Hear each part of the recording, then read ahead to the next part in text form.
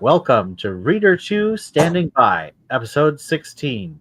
I'm Wedge, And I'm Wraith 14.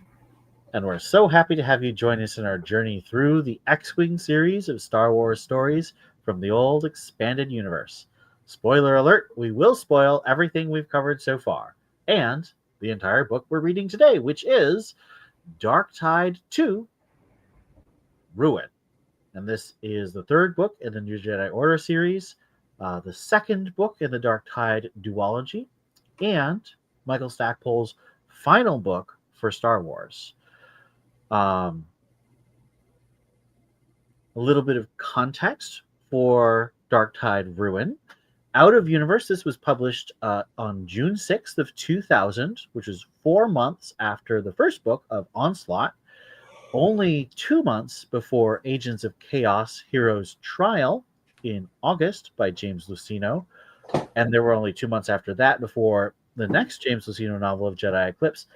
And then the same month, at the end of that same month, Kathy Tyer's Balance Point was published, which was a breakneck pace to make sure that they got all 5 books of the New Jedi Order in 2000 out. So that was an insanely quick publishing schedule, especially towards the end. There was also a lot of Phantom Menace tie-in material, a couple novels, a bunch of comics, young reader stuff. And this, Dark Tide Ruin, is one of the first post-Return of the Jedi novels to actually have any reference to the world building of the prequels. There's a mention of pod racing in this book, and that, as someone who had seen Phantom Menace, was like, oh, pod racing suddenly exists in the universe. Before that, it was all about the swoop racing, as Shadows of the Empire introduced. In universe, the New Jedi Order period was really crammed in this first year of 25 years after the Battle of Yavin. We had Boba Fett, A Practical Man by Karen Traviss, a prequel novel that she wrote while she was writing Legacy of the Force, the Chewbacca comic anthology, the Invasion comic series by Tom Taylor, a Star Wars tale that's a comic called Revenants about Han Solo and Boba Fett, and the 5 books from Vector Prime to Jedi Eclipse, all set in that year. However, for this book, all you really need to read is Dark Tide 1 Onslaught, and maybe Vector Prime. Obviously, if you're reading all 19 books of the New Jedi Order, you would start with Vector Prime. But Mike Stackpole does not assume that everyone's read everything in the series, even though there's just 3 books so far. He does a lot of work to set up, well, this is what happened in Vector Prime, here's the consequences, and so forth. So it's very interesting to read books that are published in a series but still don't assume that everyone's read everything in the series so far. Let's get into our mission report summary of the story. Dark Tide Ruin introduces our new Yuuzhan Vong commander, Shadao Shai, whose personal philosophy is all about pain as the ultimate reality of the universe to be sought and embraced. Leia Organa Solo meets with New Republic Chief of State Borsk Phalia, a military commanders Bothan Traced Crefe and Wedge Antilles, and Kamasi Senator Eligos Akla as they discuss the New Republic's response to the Vong. Crefe is working to gather more information on Vong goals, strengths, weaknesses, capabilities, and motivations. Leia heads to the Imperial Remnant to ask Grand Admiral Pelion for assistance, and Eligos tries to directly meet with the Vong to see if a negotiation for peace is possible. Meanwhile, Jason Solo and Corran Horn, accompanied by 6 Noghri commandos and one of the more rebellious Jedi Kip Duron's disciples, Kiana Rysode, who previously had some issues with Corran, head on a mission to the Vong-conquered planet of Garki staging from the Bothan assault cruiser Roost, where Jason's sister Jaina Solo, part of Rogue Squadron now, is stationed. Their insertion involves secretly faking their deaths, which angers Jaina when she finds out it was planned and not communicated to her. And she has to be taught by now Colonel Gavin Darklighter, leader of Rogue Squadron, that her family and force powers don't make her immune to the restrictions of her rank and the military's plans. Since if she didn't react like she thought the shuttle had been destroyed, that might have given things away. Gavin and the Rogues do a recon run at what's left of Cernfidal, where the Vong had dropped a moon on the planet in Vector Prime, killing most of the population and, last chance for a Vector Prime spoiler, Chewbacca, and discover a massive shipyard building something larger than a Death Star using the raw material of the planet. Leia's mission to the Empire goes well, meeting a positive reception from Pelion despite his subordinates' disbelief. He overrides his Moff Council's desire to let the New Republic die with the assistance of young Bastion Moff Ethan Soretti, who replaced Disra after Vision of the Future. Elegos reaches Commander Shai of the Vong, and they speak extensively, as well as Shai subjecting Elegos to torture and hard labor to try to show him the Shai philosophy of pain. Elegos and Shai develop a certain amount of respect for each other, while Shai's second in command, Dane Leon, constantly maneuvers to try to take Shai's place, supported by a mysterious Vong power far away. Luke Skywalker, his wife Mara Jade Skywalker, nephew Anakin Solo, and a drifter they've found along the way named Chalco catch a ride with Myrix Tarek, Corrin's wife, on the Pulsar skate to try to track down a rogue Jedi seeking super weapons to fight the Vong. They follow her from Yavin 4 to Vortex, where they meet with Kwisatz, Wedge's former girlfriend, who originally designed parts of the Death Star, and that's a holdover from Jedi Academy trilogy if you haven't read it. Zux tells them of meeting with the rogue Jedi and refusing to make any more weapons after her responsibility for Alderaan, also from Jedi Academy trilogy. Corrin, Jason, and Ganner's mission to Garki gives them information on the Resistance, led by the son of an old acquaintance of Corrin's from Missed Chance, as well as a brutal confrontation with Vong warriors that kills several, leaves Ganner badly wounded, and a revelation that pollen from the planet Ithor might be a bioweapon that could cripple the Vong's biological armor. They manage to escape the planet and are retrieved by a joint New Republic and Imperial action as Crayfay and Pelion collaborate to try to hit the Vong hard together. The massive fleets and Jedi troops head to Ithor for a huge battle, including a large group of Chiss Empire of the Hand starfighters led by Jagged Fel, one of the sons of Baron Suntir Fel, and the nephew of Wedge Antilles. Jag causes a stir by ignoring New Republic politicians, many of them not human, in favor of the military in a public ceremony, and catches Jaina's eye as a very skilled pilot and attractive, if humorlessly powerful personality. The Vong send Elegos' skeleton, honorably decorated, as a message to the Ithorian forces. And after a brief but vicious early battle, in which Borsk Valia plays a surprisingly brave part on the Roost, they manage to call a week-long truce before a duel between Corrin and Shai for the fate of the planet Ithor and the bodies of Shai's ancestors, early Yuuzhan Vong spies in the Empire and New Republic.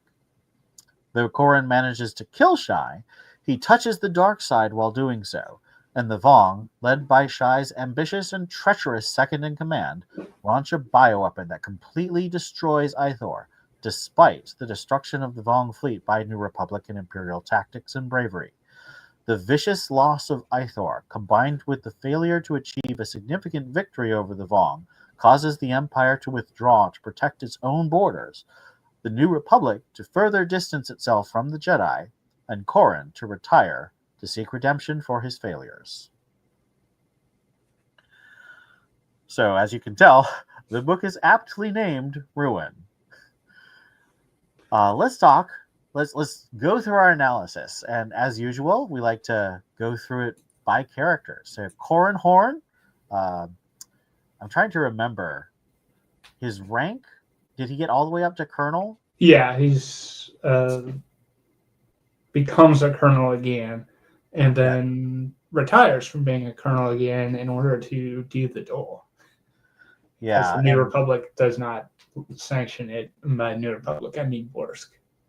There's lots of callbacks to Krytos Trap and Back to War, where Borsk was like, "You rogues have to go fight Warlord Zinj. We're leaving Iceheart alone," and Corran quits the New Republic, and all the rogues follow him. So it's kind of a fun callback to that significant event in Borsk and Corran's relationship. I directly mentioned one at that because Corran says, "I've done this before. I'll do it again." It's like Borsk never learns. He has a big arc. I mean, he definitely takes over as the main character of this book, I would say. And I wouldn't say he falls to the dark side, but he touches the dark side because of his rage at Elagos's murder by Shai. And so he unnecessarily tortures Shai in his duel. And that's where he... Yeah, I think the specific moment is he waits for like a split second when he's in position to kill Shai, and he wants Shai to realize, "I've lost, I'm gonna die." And then Corran activates his lightsaber and kills him. Yeah. I think it's the kind of moral microanalysis that might not convince everyone. I mean, I see what Stackpole is going for. I don't necessarily think that Corran is wrong per se. I do think that this is indicative of this very early New Jedi Order perspective on what it means to be a Jedi. They're still really wrestling with what is appropriate for a Jedi to do in war. How far can a Jedi go in being a soldier? What will cause a Jedi to fall to the dark side? And Luke has a great speech early in the book where he says, if all of the Jedi become aggressive and fall to the dark side, we have just created 100 Darth Vaders. And I think that's interesting because he doesn't say Palpatines, because Palpatine's whole lineage with the Sith was still unclear at this point in Star Wars. Right. We hadn't gotten to Revenge of the Sith. I think if this had been written after 2005, he might have said 100 Palpatines. Well, did Palpatine really fall, or was he Sith from the jump? Is the other thing. I mean, we never know that. We've never seen in the sense that he wasn't like a Jedi before. Correct. He wasn't a Jedi, but I don't know if I believe he was born like not or anything. Maybe that would be kind of a hilariously like super evil child novel, but I don't know if I want to read it. Yeah. So the thing with Corran is like, yeah, he hesitates so Shido Chai can realize it, but they're still fighting a duel to the death. Yeah. It's not like he wasn't going to spare him or anything. Right. It's not, Count Dooku dishanded. Sorry for spoiling Revenge of the Sith, and then having his head cut off.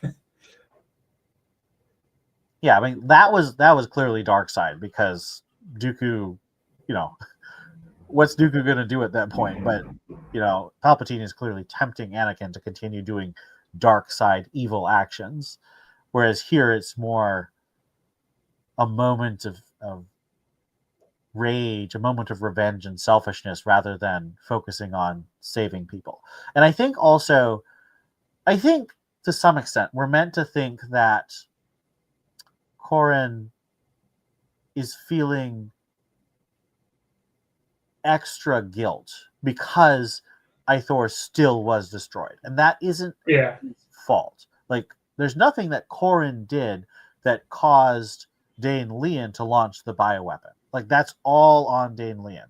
Like, Dane Lian is a cartoon supervillain. Like, he's just a really bad dude. Unless Corran had killed Dane Lian, there's nothing he could do to prevent that from happening. But he feels guilt because he feels, he felt the planet die. Like all the Jedi felt the planet die. So it was like very spiritually traumatic for them.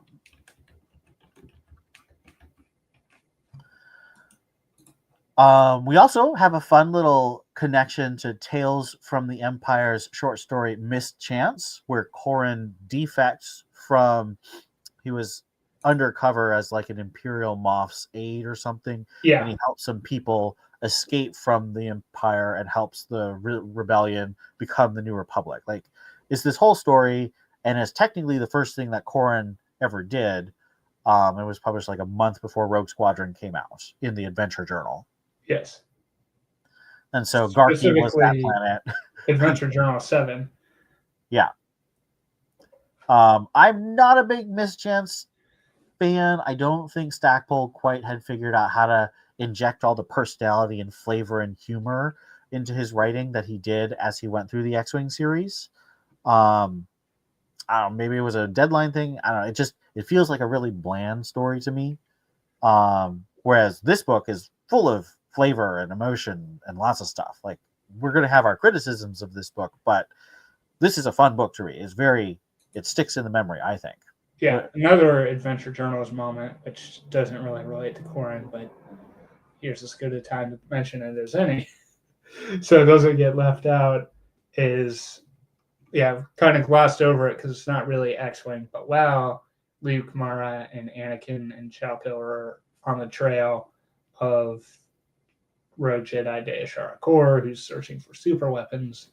They go to the planet Garrus 4, which is a renowned library world and appeared in several Adventure Journal short stories. So that was an interesting pull by Stackpole. Yep. Because these were not stories he'd written. Right. But, I mean, he clearly was the kind of guy who read all the gaming materials, because he's a gaming guy. He always goes to Gen Con and loves RPGs, loves video games, that kind of stuff. So him incorporating the gaming stuff into his novel makes perfect sense. Anything else about Corran before we move on?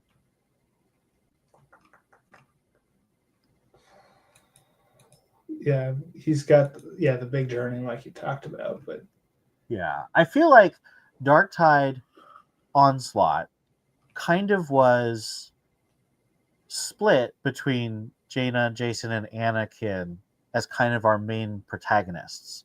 But I feel like even though they get some cool stuff to do in this book, especially Anakin, Corran is the main actor in the book. He kind of takes over the whole arc. As he is wont to do under Stackpole. Yeah, I was about to mention that if it's a Stackpole book and Corran's in it, Corran is 50% likely to be the main character of the entire book. Yeah. Even if he doesn't need to be. My memory of NJO is, the rest of NJO is limited. But how much was Corran really in outside of this? Since he retires.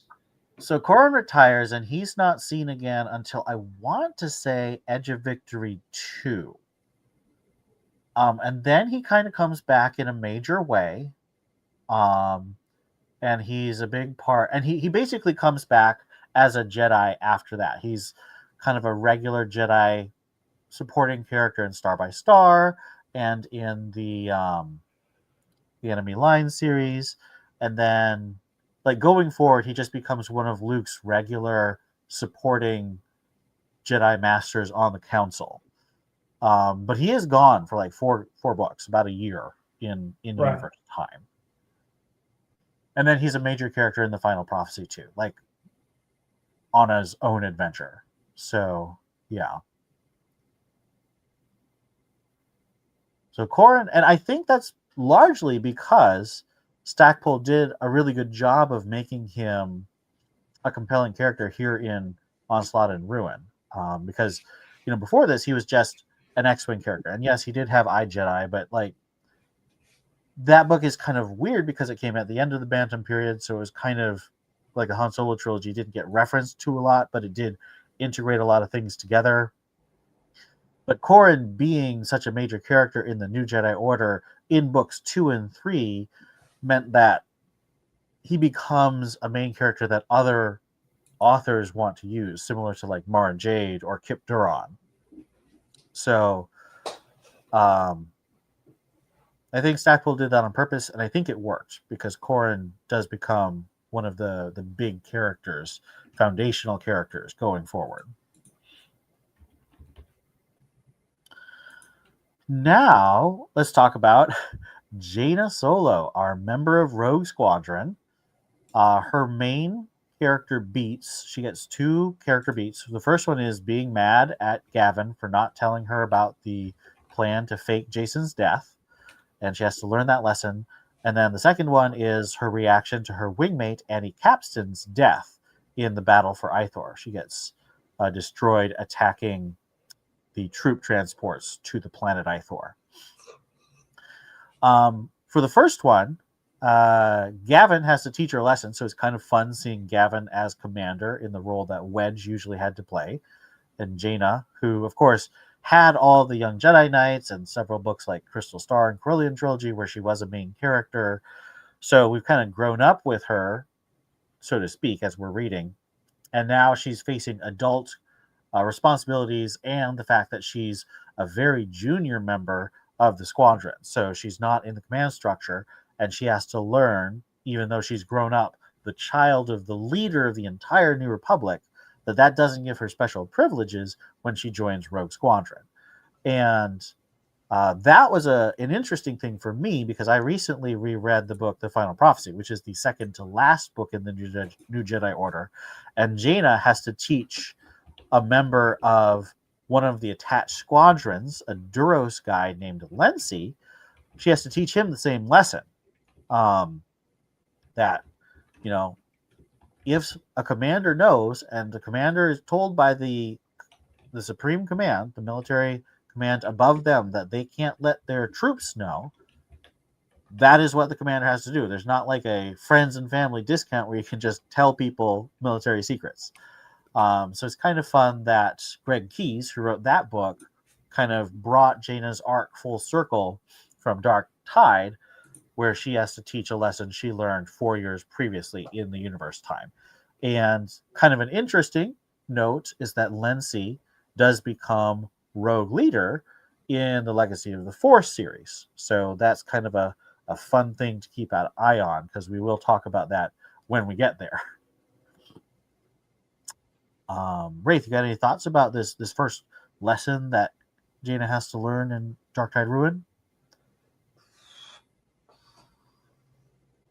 Yeah, you covered it pretty well. My memory or my reading was a bit disjointed, so that one, the early onset of the book was hard to keep track of when I wrapped up reading it last night. Yeah, I also read the second half last night, so I feel you. But of course, the second half. So why don't you talk about Annie Capston's death and how Jaina reacts to it? Yeah, so that's one where we didn't get a whole lot of detail on Annie before this. She was a pilot. She was Jaina's wingmate. I think we see her one time out of the cockpit. Yeah, and then Jaina's reflecting on that in the actual text. For instance, it's pointed out Annie would never play Sabak against Jaina because Jaina is a Jedi and has the Force to help her win. So they didn't spend a lot of downtime around each other. But then she gets a message from Annie's mother about how much Annie talked about, I fly with Jaina Solo. And of course, Jaina is a celebrity. So what's she going to tell Annie about her mother that Annie doesn't already know, type of thing. So yeah, it's a lot where it's sad and you feel for it, but it comes in after the fact. Yeah, it does flesh out Annie's character, but it doesn't really make us care about her before her death. I think an interesting thing to point out is that Annie is from Dubrillion, one of the first planets to be conquered by the Vong, which is one of Lando's planets, which is why she's a gambler. So she's kind of from that speculation mining town casino type person who joins the rogues after half of the rogues get killed in Dark Tide Onslaught. So she is also a new recruit. She's not a veteran rogue, but she's older than Jaina, because Jaina is 16 at this point, which is really young to be joining a combat squadron. When we compare Annie to some of the other deaths in the X-Wing books, so I'm thinking here, of course, of Lou Jane Forge and Riv Shield and Kijin Slee and that other person you wanted, Murs Zatok. and of course in the Wraiths, Jesmin Akbar, Phelan Sandskimmer. By the way, I'm just going to spoil everyone who's died until this point. And Grinder and Cassandon and Ton Fanon. Like, when we compare Annie to all these deaths, obviously she's not a Ton Fanon, who like we get to know really well in the 2 books before he dies. But I would say she's also not a Riv Shield. She has a little more texture than that Shistavanen guy who's like never does anything. Like, she does a little bit more. So would you say she's a red shirt, or would you say she's a reasonably developed casualty? Reasonably developed if you include it after the fact. Yes. Yeah, I think that's fair. We do get kind of a nice comment from Gavin that he's writing the letter of condolence to Annie's family, and he invites Jaina to contribute to that, which is interesting, because I think that is a clue, a key, that Gavin senses leadership potential in Jaina. So we're definitely trying to progress Jaina from just being, she's a line pilot, she's really good at what she does, but he's giving her more responsibility and helping her deal with her first major loss in combat. Obviously, she's had friends die in the Young Jedi Knight series before, so kind of the result of being attached to all these adventures. This isn't her first brush with mortality, but it is her first adult experience of death in combat against a brutally superior enemy.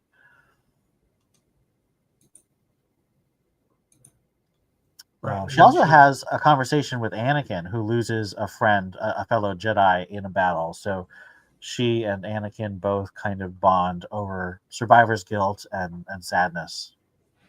And of course, Chewbacca. Yeah.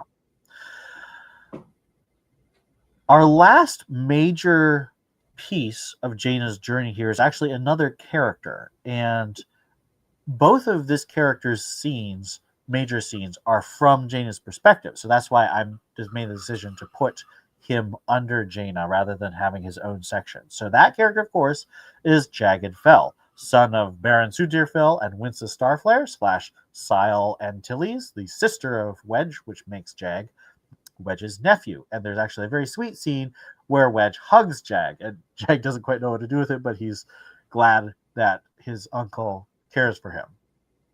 So what do you think of Jag? I mean, this is introduction of a brand new character who will become very important. He feels very much like an X-Wing character just because of his background and the fact that he's such a great pilot and he's got that huge ego. What do you think about Jag? Yeah, it'll be interesting once we see more of his point of view beyond him talking to Jaina about why he did things. Mm-hmm. And what, like, singling her out as an opponent in simulators. Something that Corrin liked to do to all the smugglers, because he didn't trust them smugglers. Yeah, she takes it. What exactly does she say? Yeah, she feels like she's being picked on and that Jag is being dismissive of her and thinks it's because of that. She's also a bit confronting the fact that why is she wanting to see this guy specifically and talk to him? Yeah. which will come in further in later books. Yeah, of course. Particularly enemy lines. Yes, thankfully. So we'll definitely be covering a lot more of Jagged's development and his relationship with Jaina. I would say, honestly, I really liked Jag. I'm kind of inclined to, because of course I love the X-Wing comics, I love Soon to Fell, I love Wedge, so having two family connections to this new character is a fun way to kind of get him a boost up if you're a fan of those characters. The fact that he grew up with the Chiss and he has his own cool starfighter, the Clawcraft, which is kind of like if you take a interceptor, but instead of bent wings, it's got 4 wings like an X-Wing. So the laser cannons, he's got 4 laser cannons like an interceptor, but it's kind of like in an X rather than in the bent squint formation of an interceptor.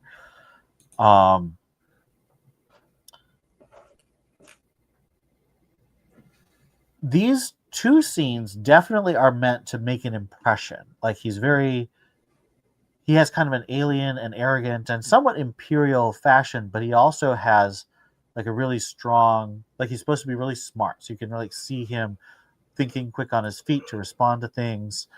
And he also, I think, were meant to view this as a potential romance for Jaina. Like she really responds to his presence in the Force, and they have this later conversation where he talks about how the Chiss don't really have an adolescence. So you go from child to adult really quickly. And interestingly, we see this in the Ascendancy trilogy where you have children on board warships. So there's an interesting extrapolation of this by Zahn that I think maybe Stackpole and Zahn worked on together in developing the Chiss culture. And then Jaina thinks about whether he would be a good romance, and she decides no at this point. But of course, what does that mean in the beginning of a relationship? Absolutely nothing. There's definitely sparks there. She definitely thinks he's handsome. She talks about his physical form being wiry and strong. I don't know. I definitely felt that Stackpole was trying to set up a potential romance there. What do you think about that? Well, I mean, it's hard to answer that as if this is all I know.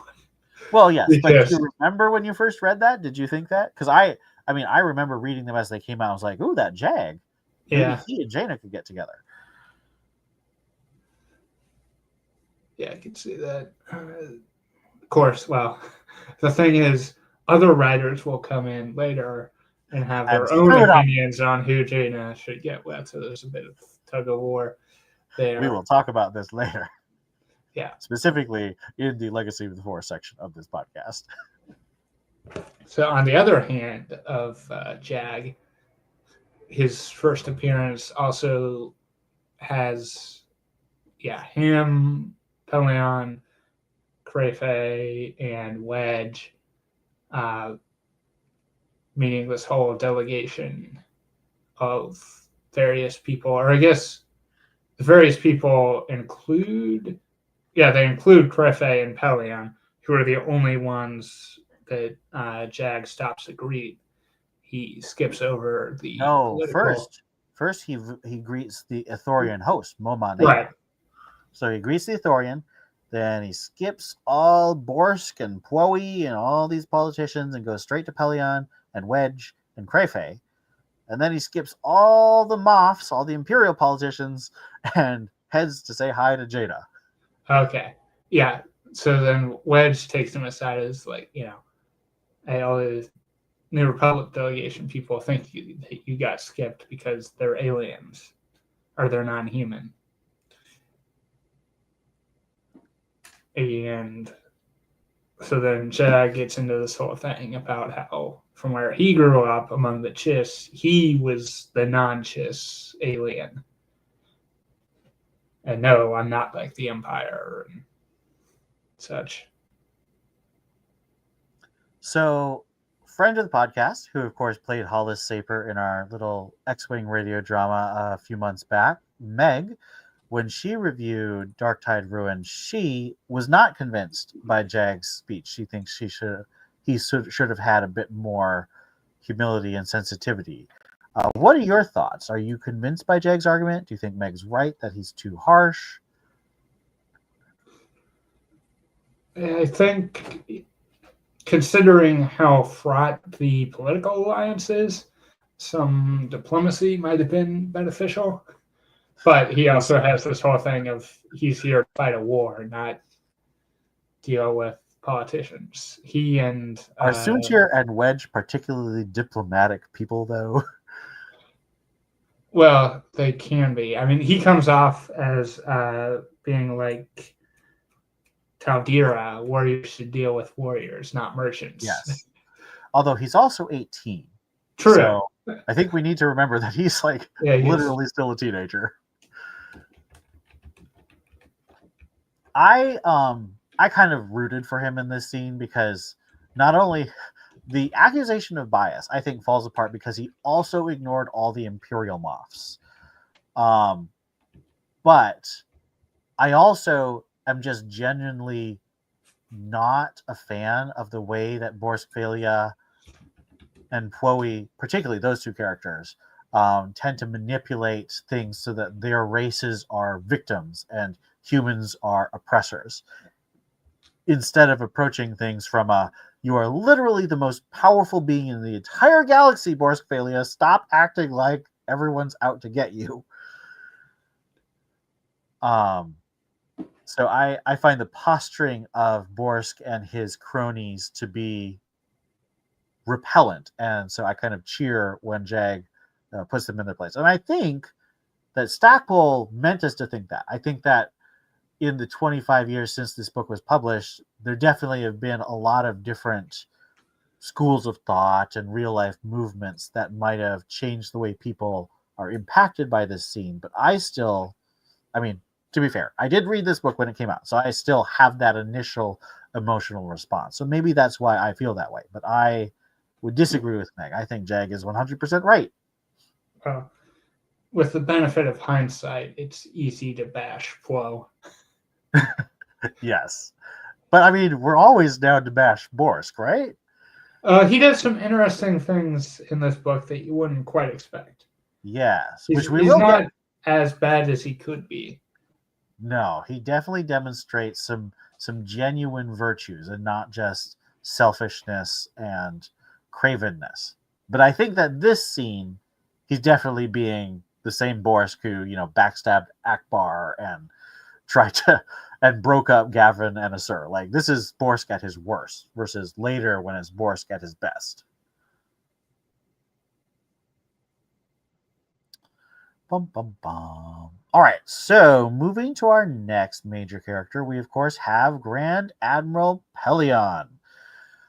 So Pellaeon kind of steamrolls his Moffs at the beginning and is just like, nope, we're going to go fight the Vong. And the Moffs are like, why'd you even ask us? But at the end, I think it's interesting because the Moffs are able to recall him after the destruction of Ithor. And I think that Pellaeon wasn't able to overrule them then because the threat of the Vong is such that it does make sense that you have to, set your own house in order. This felt like he basically took a sector fleet, 4 Star Destroyers and support Victory Star Destroyers. It wasn't a full battle group, and he definitely didn't have the main ships that later show up from the Empire in the New Jedi Order. So I think there was a sense that he needed to go. This was kind of an adventure for him, not really a serious military campaign. Yeah. We get a big peek into the status of the Empire, the economic situation. There's a mention of how cheap New Republic goods have kind of devastated the Imperial manufacturing industry, and several of the Moffs are really mad at the New Republic because of that. I thought that was a fun little economic detail, kind of thinking through what the consequences of peace would be, especially with open trade allowed.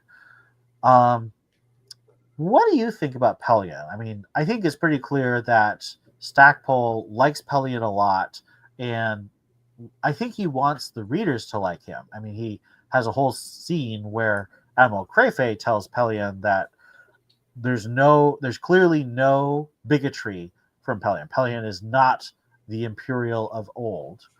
But what do you think about that? Do you think that's fair given previous portrayals of Pellaeon? Do you think that's whitewashing Pellaeon? Uh, it's tricky because the main thing I remember Pelion from is the Thrawn trilogy. Mm-hmm. I didn't pay a whole lot of attention to his appearance in. Is it Darksaber? Yep, Darksaber is the other major appearance of Pelion before this.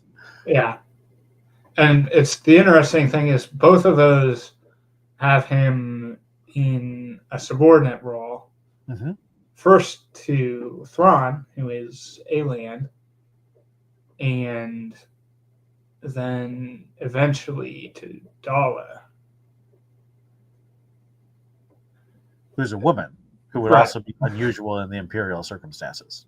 Yeah, so there's an interesting component of what does that reflect about him, but he's still with the Empire and has been for some time. Well, the whole time. I mean, he's been Yeah. with the Empire since the Clone Wars. Though, at the time, at least of the Thrawn trilogy, we don't know about what the Clone Wars were. And then I'm trying to think for this book, and in terms of when it was published, we don't know, for instance, that Pelion would have started in the Republic Navy. Do we? Right. Because obviously that would have come around Attack of the Clones time. Mm-hmm. The one thing I will say is that Pelion really hated Rook, the Nogri bodyguard, specifically because he was an alien. And I think we're meant to see that as a negative quality in the Thrawn trilogy. But I think by the time of Spectre of the Past and Vision of the Future, I think we're meant to see that Pelion has suffered through the defeats and through just the complete victory of the New Republic. And he now understands better that the kinds of bigotries that Palpatine put into the New Order are not acceptable, that he no longer believes them, he no longer supports them, and in fact, he actually works against them. And this is using one of the sources that I'm not necessarily a huge fan of, the Essential Guide to Characters, the second edition, which was published after New Jedi Order was completed. And Gilad Pelion is mentioned as having enforced equality, like legislation to make all citizens of the Empire, whether they're human or alien, equal. He's put in a lot of human rights so that the Empire can't just put in stormtroopers and kill people like Grand Moff Tarkin used to do. You know, everyone knows this about Tarkin because of Andor now, but people have read, you know, the previous stuff from Darksaber and New Jedi Academy. Tarkin, of course, was just this foul guy who was constantly abusing his power and murdering civilians. So Pelion has put into practice policies and checks and balances against the Moffs and the military commanders so they can't do that kind of thing anymore. He's basically reformed the Empire to have very similar laws and standards and values as the New Republic and the Republic that he started in. Non-human rights, if you will. Right. Sentient rights, sapient rights. Yeah, the other thing. But the Essential Guide does still say, so if he has all these virtues, if he has all these values, why didn't he join the New Republic? Why did he stay with the Empire? And that's a question that's more and more being asked about these books from the 90s. I think when we were reading these books in the night, when I was reading these books in the 90s, we were dealing with trying to normalize relationships with the Soviet Union, with the Russian Federation, the former Soviet Union. And the relationship between the New Republic and the Empire was seen much more in the light of the Soviet Union and the United States, as opposed to relationship between the Western powers and Nazi Germany and the Axis. So these days, the Empire is being cast more and more as only being representative of Nazi Germany. Whereas I think that George Lucas has said this, that he originally conceived of the Empire as an amalgamation not just of the Nazi Reich, but also the Roman Empire and the British Empire, and to some extent the American Pax Americana, the unofficial empire of trade networks and agreements that led to conflicts like the Vietnam War and the Korean War. And if you look at the empire as not just representing a specific historical thing, but being an amalgamation of these things and seeing it in this framework of trying to normalize relationships with a formerly deadly hostile power, but now has tried to reform and made good faith efforts at normalizing their values and reducing corruption, reducing abuse of power. I think it makes a lot more sense if we view Pelion as not necessarily former KGB, but former Russian army, former Russian military, or even former British army, former British colonial army. And of course, those armies did do bad things, as the United States military also has done. But I think if you view it in that way, rather than in a simple Axis versus Allies World War II analogy or allegory, I think it makes more sense. I think it's more helpful. I was going to say an interesting thing where when Leia is going to meet with Pelion, she brings her Nogai Reed bodyguards with her, and no one really bats an eye about that, even though, spoilers for the Thrawn trilogy, Rook killed Thrawn. And the Nogai, as a race, have pledged not exactly a blood oath against the Empire, but pretty close. They're very hostile to the Empire for how they were basically used as murder slaves, and rightly so. Obviously, I don't approve of how the Empire used the Nogai. I think that was evil, but I think Pelion definitely is. We're meant to see Pelion as having gone through a lot of character growth and grown into a better man than he was during the Thrawn trilogy.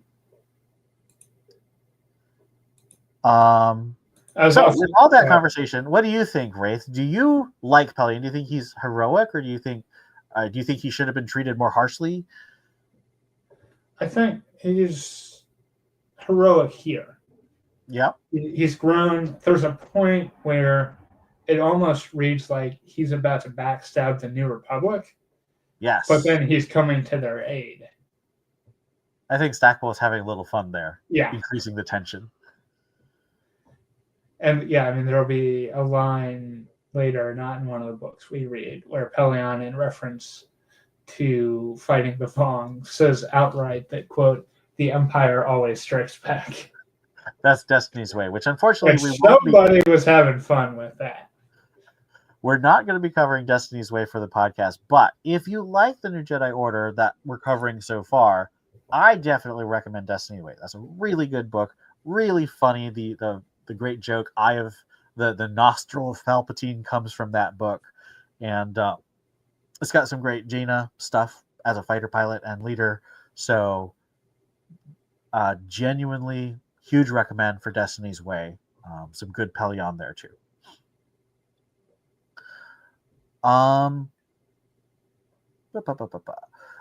Side note, X-Wing connection.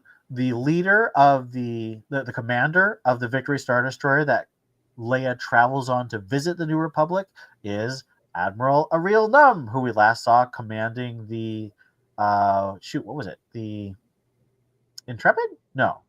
The Alderaanian war cruiser in Back to War. And in the final battle at I-4, the interdictor cruiser Karuska Rainbow, formerly the Black Asp of 20-odd years ago, that's a deep also returns. I'm really curious if that lady is still captaining her. That'd be a really long time to be stuck as just a drag ship captain, though. Kind of hope that she got promoted. Yeah, so that's Pelion. And our last major character would be Elagos, who, of course, we know and love from I, Jedi and the Hand of Thrawn duology. Elagos has no point of view in this book, but he's in tons of scenes because of his mission to the Vong. And so he is talking with and trying to reason with and understand and explain his point of view to Shadao Shai. How do you feel about Elagos' storyline in Dark Tide Ruin? It's it's a thing where I get what he was trying to do, but it also seemed pointless in terms of like this is clearly a group that came in and their first action was to drop a moon on a planet. You're gonna have a hard time reasoning with them, but Elagos is Elagos, and the Kamasi see things differently, and I guess he felt compelled to do it, even though kind of riffing off what you were saying before, this feels very World War II-esque in the sense that you've got this group coming in to take over more and more territory, and it seems like they can't be stopped. And there could be definite parallels in, say, how Borsk or the Imperial Moffs, aside from Soretti, respond and are trying to, I guess, not go to full all-out war from the jump. Yeah, I think it's very interesting, and of course we'll get more into this when we talk about our villains, because we have two villain characters we're going to analyze. But Elagos, the fact that Elagos can find things to admire and connections with Shadao Shai, I think is meant to indicate that even though the Vong are a terrifying and implacable enemy, they're not someone that you can justify complete extermination or xenocide against. I think we're meant to think that we cannot justify complete destruction of every single Vong from this plotline. I'm not sure it works though, because they murder Elagos, and so we take this character. Go for it. I was gonna say, yeah, he's killed like specifically to send a message to Corrin, but there's this whole thing of how is Corrin supposed to know what to do with Vong bodies and their burial rites and all that. But it also seems like Shadao Shai doesn't really want to do it, but he feels like he has to. It's a whole thing. Yeah. I kind of feel like if Stackpole is trying to humanize or sapientize, if we're going to try and avoid speciesism, even though humans are the only species reading Star Wars novels, if he's trying to humanize the Vong and make us have some admiration or sympathy for them, having them murder one of the most peaceful and beloved characters in the entire Star Wars universe is not the way to go.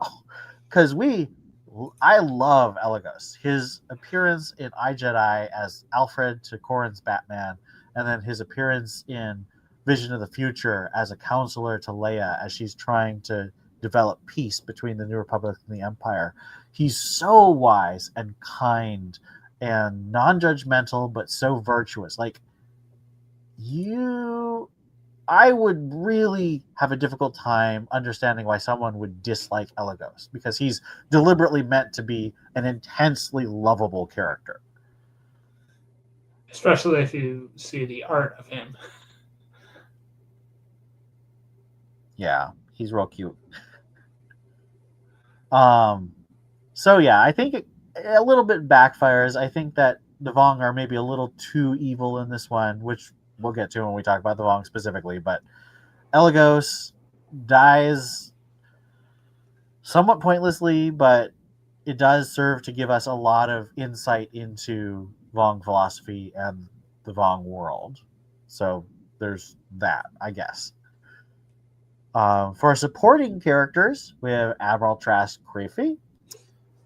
He's got I feel like he doesn't have quite as much to do in this one as he did in Onslaught, but he figures out he's very smart. He figures out how the Vong are countering their tactics, and his ship takes some pretty serious damage, and he has to deal with that. Anything that's you did have something that stuck out to you about Admiral Crayfay and his command. Well, he brings in the Karuska Rainbow to Yes.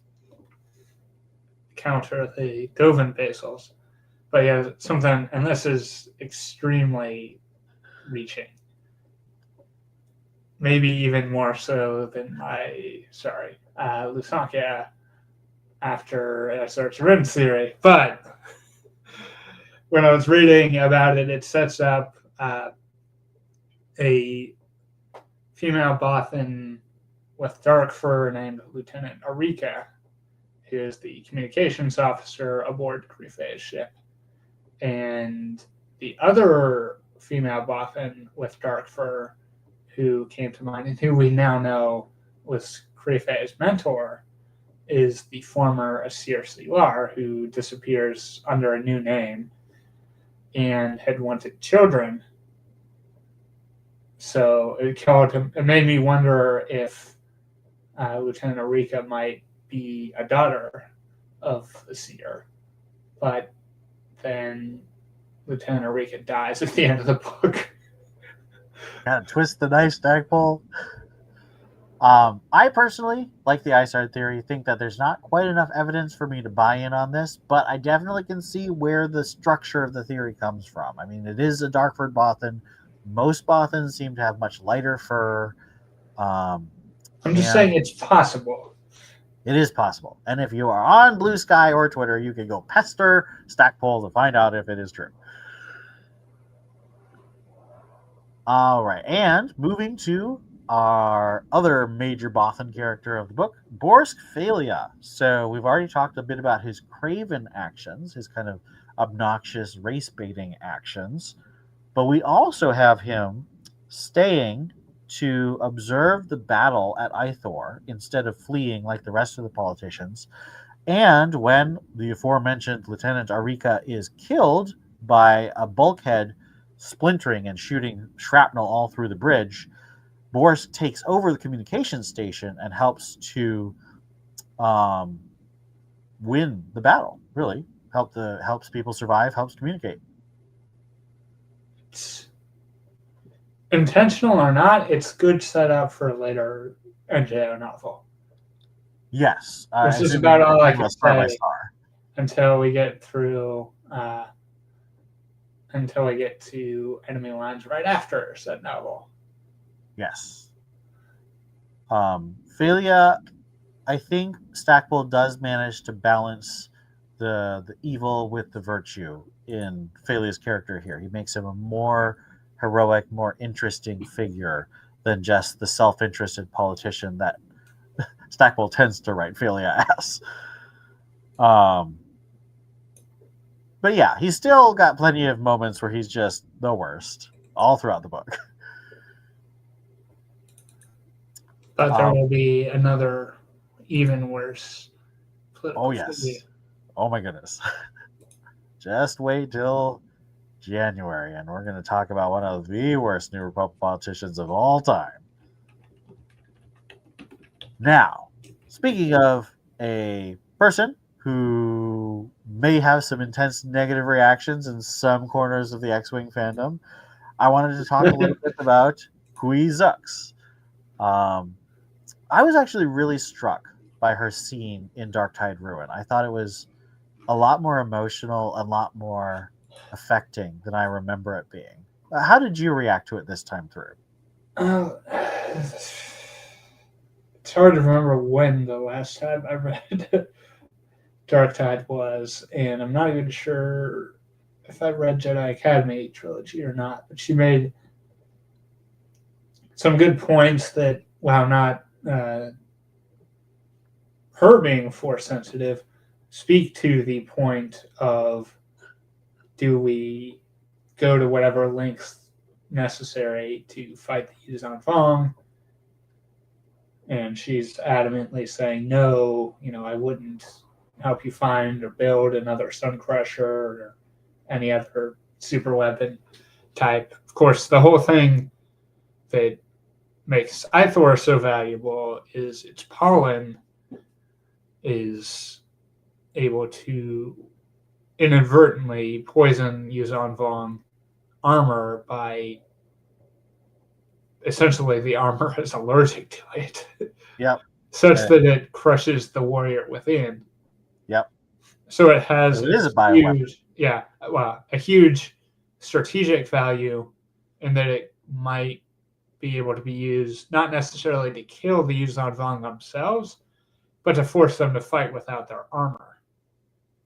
If I remember how I'm reading it right. Well, it forces them to basically kill their armor. So they still have some armor, but it's way less effective. So the Jedi are able to cut through the armor much more easily since the armor is dead. I believe they find out that the Vong can bioengineer the armor so it's not allergic to it anymore later on. So it wouldn't have been a long-term advantage, but it probably would have won a couple more ground battles before the Vong got the new armor into production. Yeah, but it's not fatal to the Vong, unlike something that could come up later. But I don't even know if we touch on that. I don't know that we will. I mean, we'll probably mention it, but yeah. But it's not. The point is, it's not a direct. Yeah, it's not like what the Vong do to Ithor, where they just have bacteria that eat the whole planet. And so you could think of the New Republic thinking of a counter, since everything in the Vong is biological. You could think of them coming up with a counter biological weapon.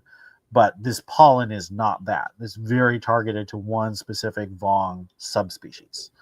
And not even targeted. It just happens to exist. I don't know. I think that there's an implication that maybe the trees were trying to help the Jedi. I think the Ithorians decided, since the pollen had this effect, we'll assume the trees give their blessing to the Jedi coming down to our planet and doing what they need to do. Right. It's kind of weird because the Ithorians have kind of a mystical relationship with the trees. So yeah, they talk about them like they're people. They speak for I don't know if we'd agree with that. But it's kind of a fun little ethical dilemma, kind of fun science fictional stuff. Yeah. But yeah, I have to admit, so I definitely do not ship Wedge and Qui. I don't think they were good for each other. I don't think they were cute or romantic, but I think Qui as a character is pretty cool. And I like how Aaron Allston writes her in Starfighters of Adumar, and I like how she's written here in Dark Tide Ruin. What about you? Yeah, I mean, I mainly know her from the one page in Adumar and now this.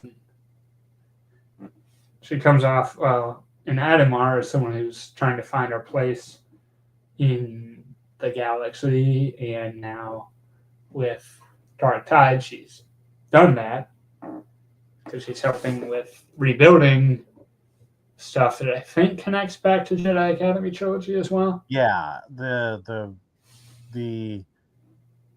Caridans had a spy that sabotaged a B-wing that Admiral Akbar was flying, so it crashed into this planet's big glass fortress that's like a huge musical instrument and killed like hundreds of the guys and caused Akbar to retire for a little bit.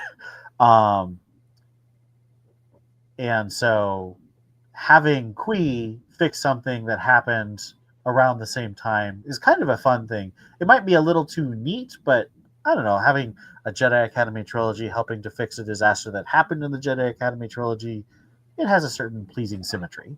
Ironically, now she's the architect. Yes, unlike Wedge, who spent way too much time being a stupid architect. Yeah. But I definitely, I like also that Stackpole makes it clear that since she's now suffering from so much guilt about what the Death Star did to Alderaan, that she's really embraced kind of a pacifism, and so that definitely wouldn't have allowed her to continue to be in a relationship with Wedge unless she got him to resign from being in the military, which I think would never have worked because Wedge needed to to fight for what he believed in, you know? But I don't think Stackpole is painting her as bad at all. I think he is actually very sympathetic, and I like her a lot. I just think that Stackpole and I don't think that she and Wedge are a good couple. Right. Speaking of which. Speaking of Wedge, so Wedge and Tycho had that great scene at the end of Onslaught where they invade Gavin's office, and the guard is like, some old guys went in there. Wedge and Tycho is, some old guys? What are the young coming to? But unfortunately, they don't do very much this book. Yeah, I mean, there was a line at the end of the last book where they say they're too old to fly, which flies in the face of a whole bunch of books set later on. Like a decade later. Yeah, I mean... Actually, 15 years later. And also enemy lines, so there's something. Yeah, that's only 2 years. But yeah, they're mainly in just an advisor and simulator role rather than supplanting Gavin as rogue leader. And they do shoot down Jaina and Jag. Yes. Yeah, I mean, if they came in and tried to even just be in Rogue Squadron, I think Gavin would naturally defer to them. Well, that would not be a good idea. I could see them becoming like a Crespin or a Psalm. Like, they command, like, Rogue Squadron plus 2 or 3 other squadrons, you know? I wouldn't see them being just in Rogue Squadron. Right. I would see them having their own wings, you know? Or even battle groups. I mean, so Tycho is a colonel at this point, and Wedge is a general. Tycho could command, like, three squadrons. Wedge could command up to 6, maybe even 10 squadrons. Well, are they reactive? Are they reactivated or still civilians? That's unclear. They're not usually addressed by rank in this book. So it's not clear if they're fully reactivated or they're consulting as former military consultants. Obviously, later in the series, they're fully reactivated, fully integrated back into the military. But at this point, they don't see it. Oh, that's something we can't talk about yet. We can't? There's something off that we can't talk about yet. Well, sure. But, like, I mean, just saying that they become... It's a great scene. Yes. More on that later. Come back. We have lots to talk about Wedge, because he's the best. The cover of I forget which, I can never remember which of the next 2 books it is, will be informative. It's Rebel Stand. Yeah, that's what I thought. But yeah, I mean, we mainly get Wedge here. Tycho is there, but I remember less of him. I don't think he even gets a scene, unfortunately. Yeah. He just gets mentioned. Which actually, we were talking a little bit about this before we started recording, but I wanted to mention it here too. It's semi-well known in the New Jedi Order fandom that Dark Tide was originally going to be a trilogy, that there was going to be a 3rd novel, Dark Tide Siege. And I think we can sense a bit of that in the second half of this book, because the first half of the book feels very similar to to all of Dark Tide Onslaught. Dark Tide Onslaught is pretty meticulous. It proceeds towards convergence, and at the convergence is the big battle. This one has a similar structure, but the convergence happens much earlier. But then there's a bunch of stuff that happens really, really quickly that's really, really big. And I think that Stackpole had 3 books of material planned out, and he did his best to compress it here. And I don't necessarily feel that anything was shortchanged per se, but I think we see that the collapsing from Jaina, Jason, and Anakin as our main protagonists for Dark Tide Onslaught into it's all about Corran, because one person's character journey is much easier to structure than 3 if you lose an entire book. Right. So I feel there's a feeling that there's a bunch of stuff that he kind of squished together, and we lose things like what was he originally going to do with Wedge and Tycho? What was he originally going to do with Jaina and Rogue Squadron and Gavin? I think there probably would have been more of those characters. Maybe Would more. there have been more to Annie? Yeah, more to Annie Capstan, more to Admiral Crayfay. I think there might have been more stuff if he'd had that extra book. And because there wasn't, we lose a lot of stuff to kind of focus in on Corran's journey. And I don't think that makes it bad at all. But as a fan of the X-Wing characters, of course, I would have loved to have more of them.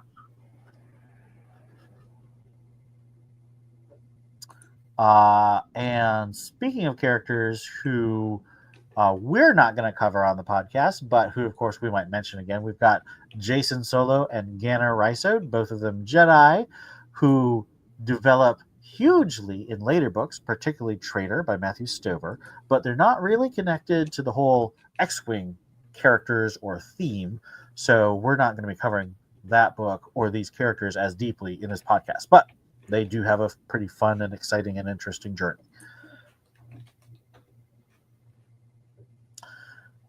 Next, we just have our last two characters we want to talk about, and there are villains. The first one being Shadow Shai. Now, Shadow Shai is the first major Yuuzhan Vong character we've seen a perspective of since No Manor and Yeoman Carr from Evector Prime 2 books ago. And he's a very different character. He's obsessed with pain. We first meet him when he's inflicting a lot of pain on himself, and he tortures Elegos, and he's constantly torturing and beating up and hurting his subordinate. Do you think that Stackpole meant Shadow Shai to be a normal Yuuzhan Vong or more of a fanatic?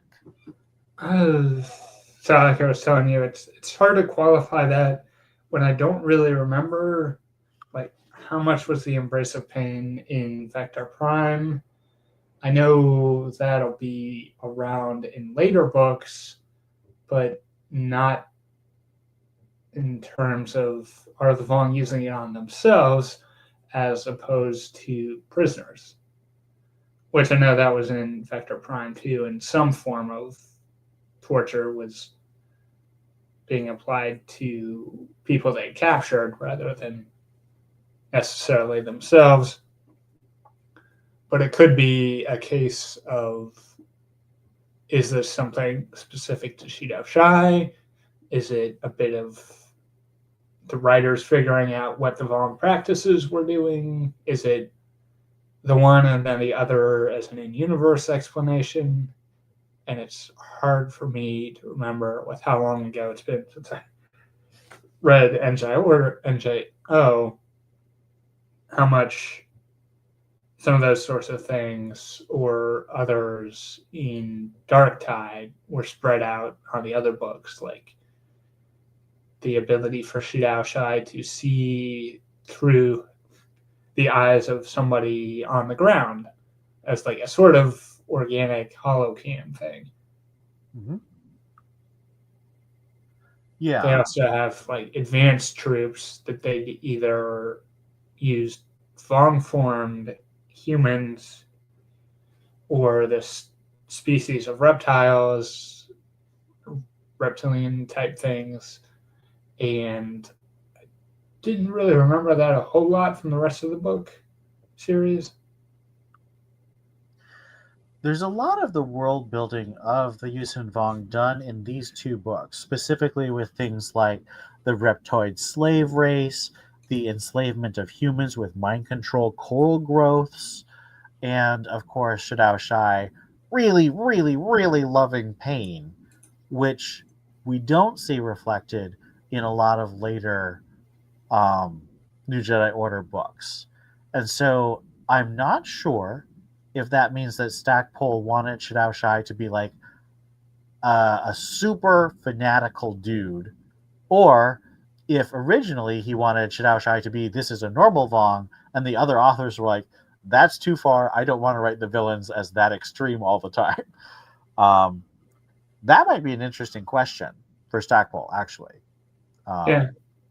But whatever the case, Shadow Shai eventually turns out not to be representative. So there's actually some Vong in later books who are like, oh, that's just Shadow Shy. Those guys are crazy. Yeah, I So mean, if you're going to be fighting on the ground yourself, it feels like a bad idea to have been in some organic device that dislocated your limbs a yeah, couple days earlier. maybe don't weaken your joints before you're extremely stress testing them in combat. And it's hard to even remember. Uh, what was I going to say? How that device even works. The way it's described, it's like, is he upside down right now? It's like, Just a lot of suspending and pulling is what I got. yeah. Are these questions I even want to answer in my own mind? I don't know. I don't know if I really want to visualize more than that. So what's your impression of Shadow Shai as a military commander? He's definitely supposed to be smart, but it feels like he is a bit easily manipulated. Yeah, he gets a bit of depth in terms of trying to understand the species in ways that are almost heretical for the Vong. Like Dan Lian is,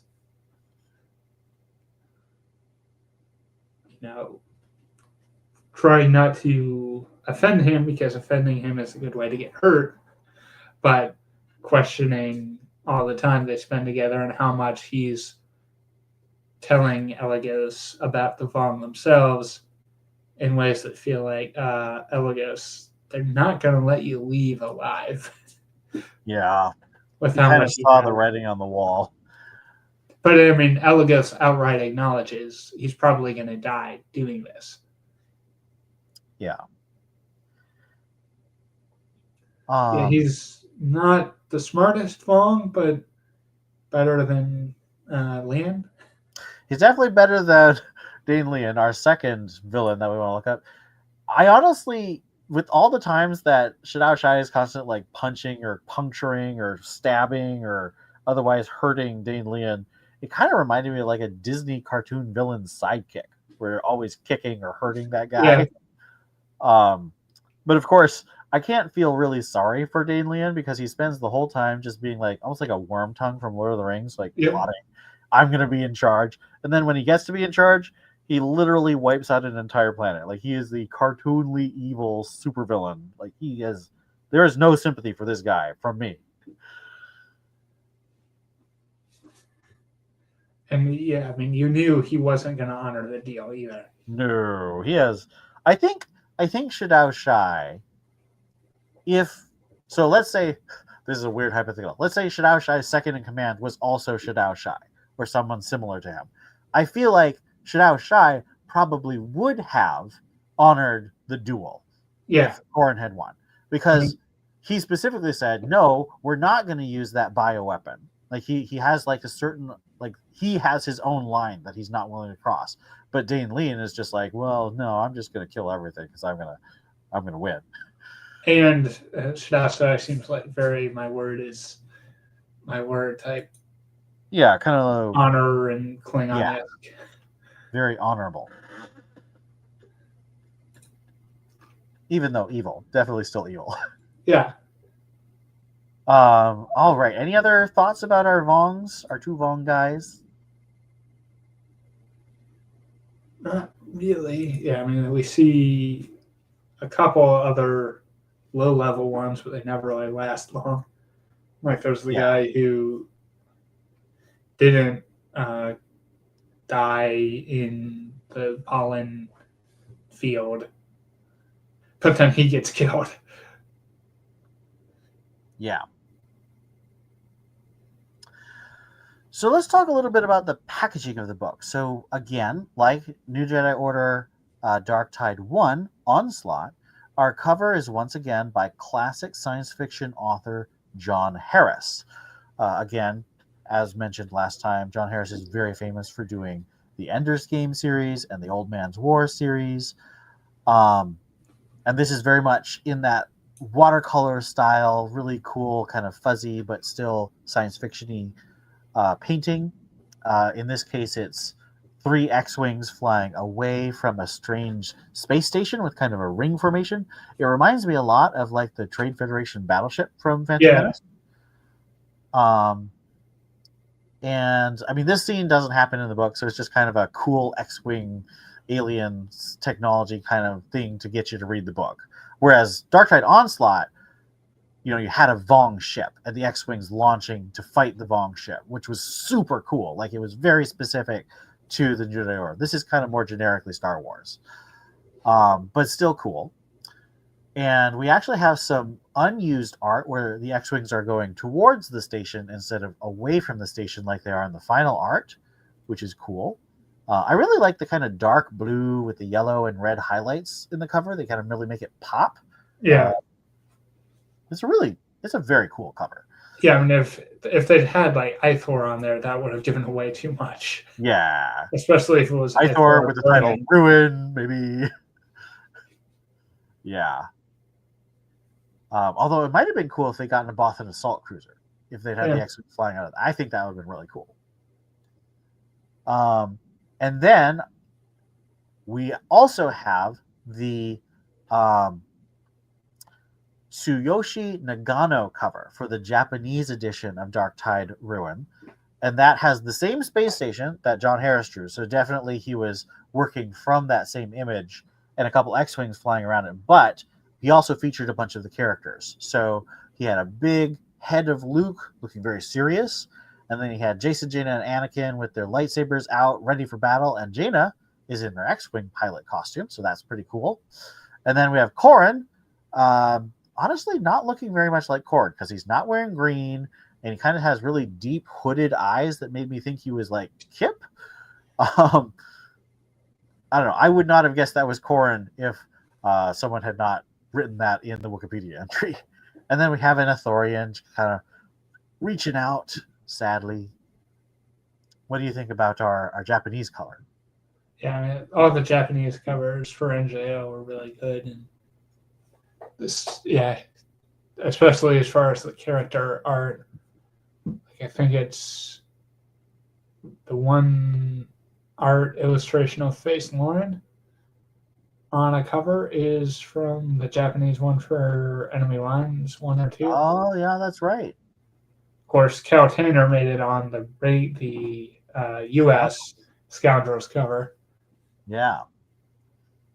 Although I will say, as a huge fan of John Harris from Ender's Game and Old Man's War and other things, I love the U.S. cover. I think it's gorgeous, and I kind of prefer it. I think that sometimes the Nagano covers, especially for books like Destiny's Way and the Unifying Force, the hard covers, Patrick Nielsen did those.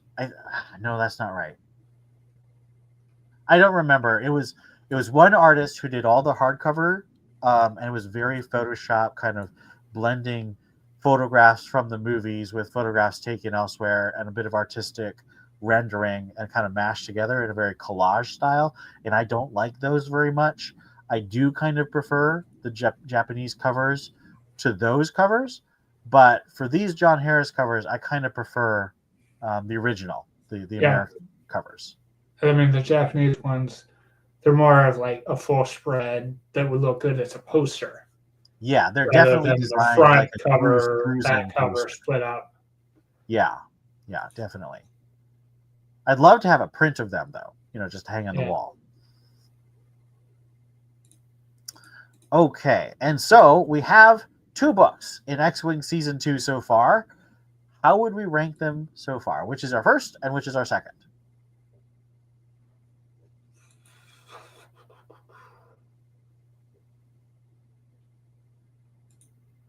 Wow. You know how my rankings for the Allston books go. I tend to put the later one ahead.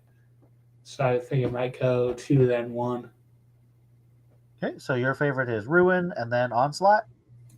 Yeah. It's hard to put, for me, to put like the earlier book ahead of what follows it.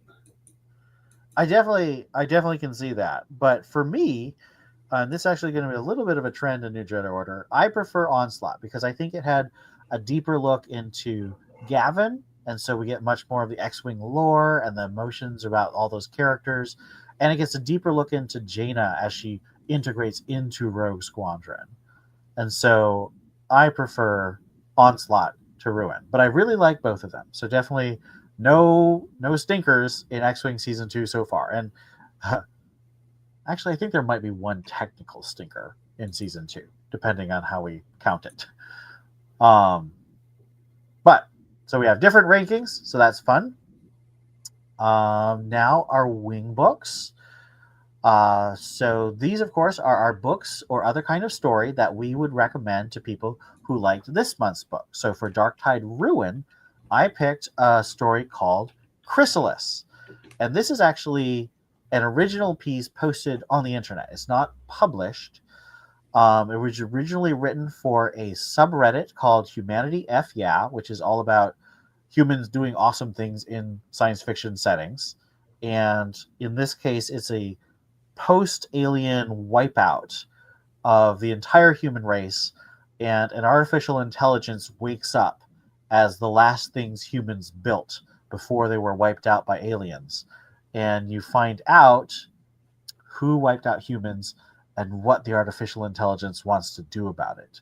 And to me, the reason I wanted to suggest this is because of the themes of invasion and the dark tone and the various alien perspectives, as well as the emphasis on ideas that are attempting to break out of the cycle of violence, of war, in favor of peace, despite some really dark events that both sides perpetrate towards each other in the story.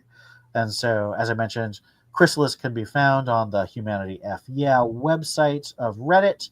It also got turned into a semi-dramatized podcast on YouTube. If you search for the Dust podcast, the Chrysalis section is a very fun adaptation. They did kind of condense it, so I do recommend reading the original to get the full effect, but the voice acting and sound effects and stuff are quite cool for the podcast, the Dust podcast. So that is my wing book. Wraith, did you have a wing book, or do you want us to move on?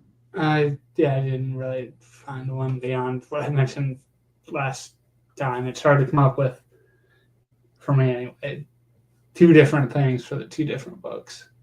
Okay. We will be taking November and December off for the holidays and resume January with the first book of Aaron Allston's Enemy Lines New Jedi Order duology. That book is titled Rebel Dream. Tune in this November 18th for a special live stream episode of the X-Wing Battle from A New Hope novelization in honor of author Alan Dean Foster's birthday. So that should be short but fun. In the meantime, thanks so much for listening, and keep your books locked in reading position.